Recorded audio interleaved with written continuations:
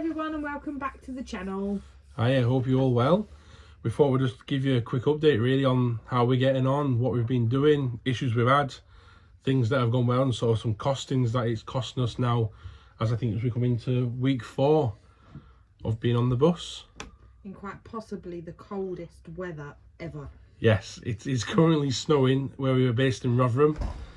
We got down to about -4 last night outside, but we're keeping quite warm. It's 18.7 degrees currently in the bus. Yeah, so we've had diesel heater on for about an hour now since we've been in. And yeah, it's warm enough. Keep jumpers on, we've got blankets laying around, but the kids are happy. We're happy, it's warm enough, and that's the main thing. Nobody's freezing. No one's cold, no one's complaining. Although we've all had colds, we've all been poorly since we moved on. We've had quite an eventful 4 weeks really. But yeah, so I think we'll start with week 1 and obviously moving on to the bus. So we moved on quite quickly. It was sort of a Thursday night. The bus was near enough ready. There's still things to do, and there still is to this day things to do. But we just sort of said, well, let's just do it. So on Friday, last week of November, we went up and got the bus from the shed, and we brought it down to Rotherham where we were living in the house. I think it was the 18th of November? Yeah, 18th of November. So we are, yes, that'll be right, coming into week 4. So we brought the bus down and it rained all weekend. I think we had a bit of a dry spell on the Sunday. Apart from that, it rained. And one of the issues we had was an absolute huge leak. Now, if my editing skills are any good, which they're not, hopefully the video might come up just around about here somewhere of the leak that we had. And basically what's happened is we took out 2 panels, one window in our bedroom and one in the girls' bedroom, and it's all been riveted in, it's all been sealed. There's a metal strut brace on the inside of that, and I think what's happened is when we've put the wooden the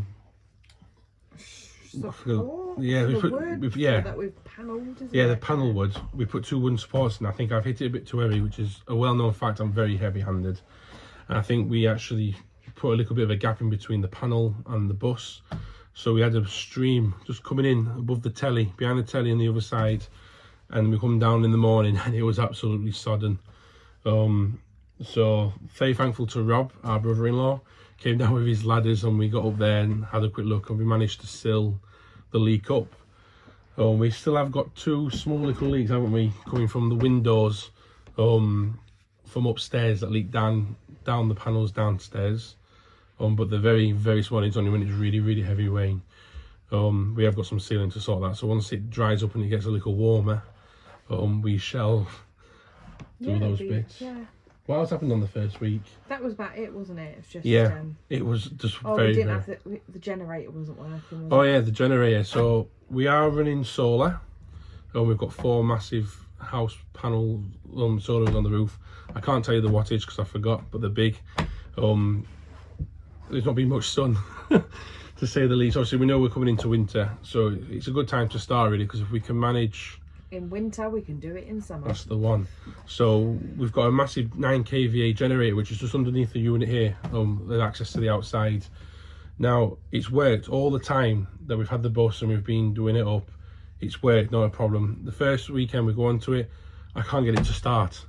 So I thought the battery was battery on it was old, so I went to Halfords, brought a brand new battery for it. Still wouldn't work. It wanted to go, but it just wasn't turning. So did some digging, asked a few questions to Tim and to Kieran, who helped us do the bus, and we found out that the fuel line actually runs in underneath the stairs. So we figured out that the fuel filter was blocked. So we've got one on order, but it has to come from Germany, so I think that's due at the end of this week. So we just put an inline car filter in just to get it running, and we primed up and it fired straight away, which has been a godsend really, hasn't it, having that generator. Definitely. We run it for about an hour on a day like today. We've had no solar, the solar panels are snowed over, we've had no sun, so we've run the generator for about an hour and 10 minutes. Not even that, I don't think. No, it might just be under an hour, and we've jumped from 22.4 volts on our batteries up to 27.2, so that's not really bad for an hour's charge, and that will see us through now till tomorrow night. The weather looks slightly better now. I think the panels are starting to clear off now. I had a look earlier. So if we can get some clear, we will take some solar on, which is great. It is, yeah. But I think the second week was pretty uneventful. Yeah, pretty uneventful really. Just potting around. Wet, I think. Wet. Again. Yeah. It wasn't. Yeah, it was pretty uneventful. We're sort of moving around the local area at the minute. The kids still go to school in Rotherham, so we've just sort of been moving around the local area, keeping local, so their routine's not too messed up. We tend to stay in a location for a night and move on. We have got one location in Rotherham that we stay for 2 nights because no one goes down there. We're out of the way, no one knows we're there, which is great. We've done some great train spotting and tram spotting on the super tram for the tram train. A few of the drivers waving as we sat there, which is great entertainment for the kids. I think one thing I've noticed though as well is the kids, we have put a telly in now, which we didn't have before, but the kids aren't bothered by it, are they? No. They're not great ones for using a tablet or anything like that anyway. They much prefer to colour and do some crafts and make believe games with each other. I guess that's the joys of having siblings. 4 siblings or 4 children. One good thing was we actually brought a game from Smith Toys, Screwball Scramble. Not played it for years, I had it as a kid, and that's come out every evening since we've had it. And they've still not completed it, but it keeps them quiet for a good half an hour. So yeah, everyone wants a good Christmas suggestion, Screwball Scramble on your Christmas list. Definitely. Coming into week 3, we noticed with the bus that we were having problems with acceleration. In Rotherham, if anyone knows, we've got a big hill going into Romarsh called Romarsh Hill. It's hilly when you get towards the top, but we were chugging up it at about 10 mile an hour. And now obviously we've got a Gardner 6 LXB in the bus. It's a lovely engine, very reliable, but not the quickest of things, which they never were, but that's not a problem to us. But we were sort of really struggling to get up there. And we left it for a couple of days just thinking that it was cold, possibly would be a bit heavy. We were full on fuel, full on water, so I didn't think too much of it. Went to Morrison's to put diesel in after a couple of days, and we had no throttle, so we actually couldn't accelerate above 10 mile an hour. The bus just basically went into gear and pulled herself along. So we managed to get off somewhere very close to the petrol station to stay for the night. Took to Facebook and to friends of the White Rose group to ask what it could be, what I can look for. We've always thought that the throttle was an air throttle. It's actually hydraulic. And there's a reservoir underneath in the cab underneath the seat, which I never knew was there, and it was empty. So we basically run out of hydraulic fluid. Luckily no damage to any of the master cylinders or slave cylinders. Had some great help on the phone from a local mobile mechanic. We managed to bleed up the system the following day off a car tyre. Bleeding kit from Halfords. Actually we got it from Europarts, didn't we, because it was £1 cheaper. And we basically bled it up, and it's been great since. Now we've got Romarsh Hill about 25 miles an hour. So yeah, it's brilliant. We have got a little bit more oomph now when we're accelerating, which is a lot better for pulling out of the roundabouts, because we were really slow coming out of them. So yeah, it's not been overly eventful. It's been warm and dry. We've sorted out the few niggles that we've had. Yeah, it's just getting into a new swing of life, I guess. Yeah, sort of a new routine, a new way of living. Cooking, I guess we get asked a lot about cooking. Cooking's been great. Our food bill has probably gone down considerably because we're eating a lot less on the bus. Obviously the kitchen's upstairs, so we've been eating lots of pasta. We've done quite a few sort of healthy fry-ups. Yeah, a few spag bowls here and there. Yeah, spag bowls, yeah. Sausage and mash. So the only thing the kids are missing is pizza. So if you've got any top tips for cooking pizza on a gas hob, we'll happily have them, because we haven't got that far yet. But luckily my sister came down and her brother-in-law came down for the football match and brought some pizzas, which were lovely, so thank you for those. They were fab. So yeah, that's been really uneventful but eventful. Yeah, uneventful but eventful. Yeah, couple of weeks. Little niggles. Yeah. And weather mainly. Yeah, I would say on average we're moving the bus probably 3 to 5 miles a day between locations. Obviously buses like to move, they don't like to be sat doing nothing, so I always move her, get her started up, get her moving round. Obviously gets everything lubed up and running nicely, which is important. Obviously this weather as well, to make sure things don't freeze. We've done oil checks every other day, we've done coolant checks, antifreeze is now fully running through the system. Obviously with the weather dropping, we've got that flushed out and changed. So yeah, it's been okay. Obviously with a garden range, we are drinking a little bit of oil, which is normal. But we've now got in the back, behind the white door. Everyone asks what's behind the door. I will do a quick video later on of it, but basically it's a little garage, so all our electricals in there, all our batteries for the vehicle, leisure batteries all plugged into there, our fuse boards, but there's also a little bit of a garage going on now, so there's a little simple toolkit, oil, sealant for we have leaks, and everything else. CT1, everyone that knows me, I love CT1. It just fixes everything. It's my go-to sealant. So yeah, so that's about it really, isn't it? We have done some costings, which we'll run through quickly. Now, obviously we're only going into week 4, so I've worked these out over a 31-day sort of month. And what we were paying, obviously, at the house versus what the bus does, to see what we were sort of averaging at a day. So with all our bills for the house, rent, council tax, gas, electric, water, internet, TV packages that we had there, it worked out at just under £1,300 a month, which is we worked out over 31 days, £41.87. Obviously on the bus there's no rent, there's no council tax. Now gas, electric, I've put fuel in as one category on this. So we do have a gas stove upstairs. We have got a small galley gas heater in the bus at the minute, just in case we need it with the snow, but we've not yet used that. And obviously we're needing oil for generators and engines, which I've put into sort of the fuel electric, because it is a cost for living on the bus. Our water is free, so at the minute for water we're using friends and family and a few service stations that have got outdoor taps, which are very kindly let us use them. So our total for bills for the month over a 31-day period is £371.38. So it works out about £11.97 a day. And that's in the winter. So we are running the diesel heater for a good 4 or 5 hours a day. Keeping the heating on in the evening for the kids.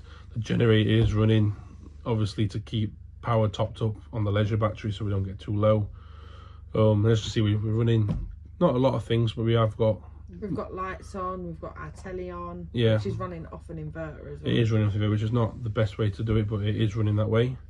So yeah, the kids have got the LED lights up in their room as well. We are obviously running a 24-volt system, so USB powered devices have been great for us. I've got trackers charging for work at the minute on the system, both phones, iPads. So we're not doing too bad. Now, it's about a £900 saving a month for us at the moment, living on the bus. Now, it's hard to tell exactly what it's going to cost each month, because there'll be different things that we need. So like, we're going to need tyres. We've already changed 2, we've still got 4 more to do, which are on order. That's a cost that we're going to have to put into the fire. We're going to need servicing on the engine. We're going to need servicing on the generator. So obviously that's just a sort of a day-to-day costs of living, comparison to the house and comparison to the bus. So it is early days, but that's what we're sort of averaging at a day. At the moment, which is the way the climate is at the minute.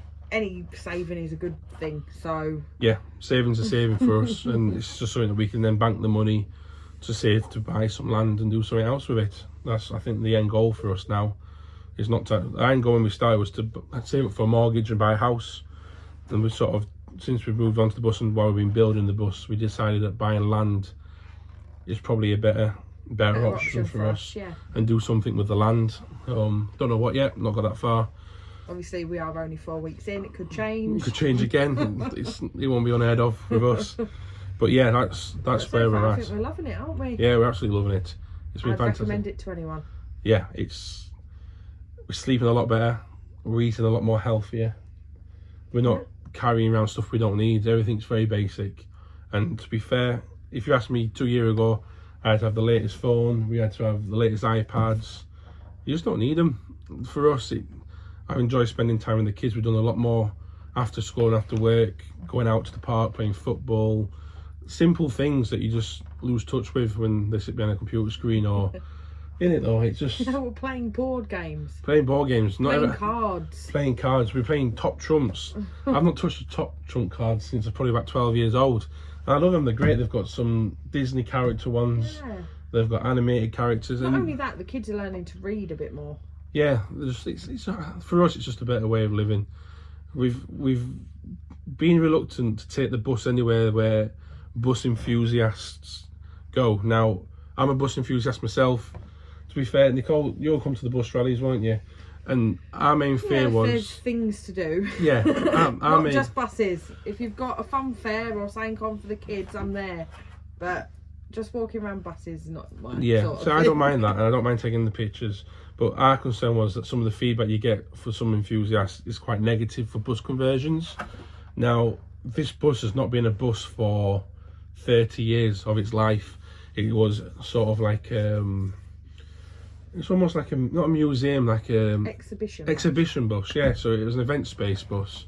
So the seats haven't been here for a very long time, and realistically, if we hadn't took the bus on or someone had done something with it, it would have ended up in Barnsley in into a tin can. So this bus will be around for a lot longer now. We've spent a lot of money on it, and we will look after it, and we will run it until the time comes when you have to consider, is it too far gone? But underneath's very strong. It looks very well.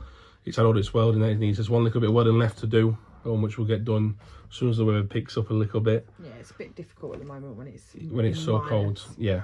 Outside. So we're getting there. The only other major issue we've got a little bit of a noise on startup from the steering box. Now, I think it's either a blockage or it needs a new bit of fluid putting in. There is fluid in there and it is full, but I think you have to build the pressure up on it. Once you've driven it for 2 minutes, it clears up. So I don't know if it's just where it is so cold that it is playing up a little bit. It's been freezing. But it's Baltic. So... yeah, it is absolutely Baltic. We're just outside now and I can actually see snow falling again. We're sat downstairs just outside the window where we've got the curtain up.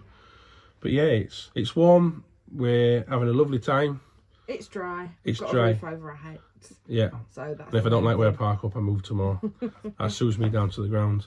So yeah, thank you for watching. And we're going to try and do more videos. I forget to film constantly. Check us out on TikTok though. We do put a lot of videos on TikTok because little short snippets of life of what we do. Yeah. So yeah, thank you for watching. And if you see us, give us a wave. Yeah, give us a wave, yeah. Please do. Follow us on TikTok. Please like and subscribe. We like to hear from you. If you've got any questions about the bus, happy to answer them. We will do another full tour. We haven't done one for a while. Obviously now we're moved in with the stuff in here, we will do another tour around. So yeah, thank you very much and see you in the next one. Thanks for watching. Bye. Bye.